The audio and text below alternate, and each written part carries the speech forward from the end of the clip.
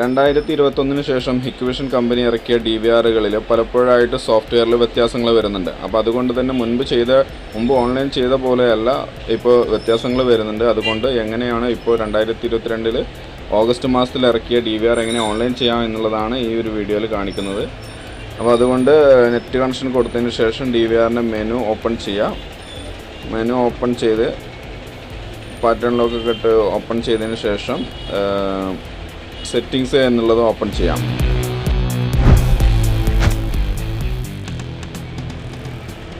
ഈ സെറ്റിങ്സിൽ ചെയ്യുന്ന കോൺഫിഗറേഷൻ എന്നുള്ളത് ഓപ്പൺ ചെയ്യാം. അതിൽ നെറ്റ്വർക്ക് എന്നുള്ളത് സെലക്ട് ചെയ്യാം, ഓപ്പൺ ചെയ്യാം.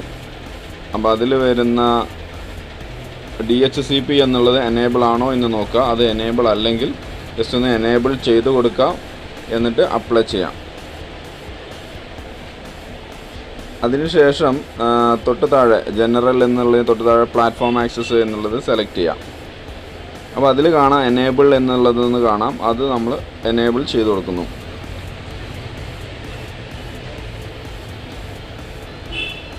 അപ്പോൾ ഇങ്ങനൊരു ബോക്സാണ് വരുന്നത്. അതിൽ നമ്മൾ എന്ത് ചെയ്യുന്നു, ഐ ഹാവ് ഒരു ടിക്ക് ചെയ്യാനൊരു ഓപ്ഷൻ ഉണ്ട്. ആ ടിക്ക് ചെയ്യുന്നു, എന്നിട്ട് താഴെ ഓക്കെ എന്നുള്ളത് സെലക്ട് ചെയ്യുന്നു.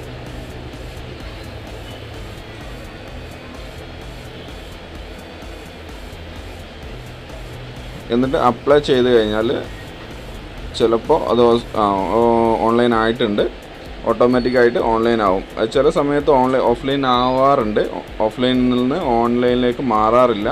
അപ്പോൾ അങ്ങനെയുള്ള ഒരുപാട് ബുദ്ധിമുട്ടുകൾ ഉണ്ടാവാറുണ്ട്. ഇതിപ്പോൾ ഓട്ടോമാറ്റിക് ഓൺലൈൻ ആയിട്ടുണ്ട്. ഇതുപോലെ സെറ്റ് ചെയ്തിട്ടും DVR ഓഫ്ലൈനിൽ നിന്ന് ഓൺലൈനിലേക്ക് മാറുന്നില്ലെങ്കിൽ അത് എങ്ങനെ റെഡിയാക്കാം എന്നുള്ള മറ്റൊരു വീഡിയോ ചെയ്തിട്ടുണ്ട്. അത് ജസ്റ്റ് നിങ്ങളൊന്ന് വാച്ച് ചെയ്ത് നോക്കാം. അപ്പോൾ ഇങ്ങനെയാണ് നമ്മൾ DVRനെ ഓൺലൈൻ ആക്കുന്നത്.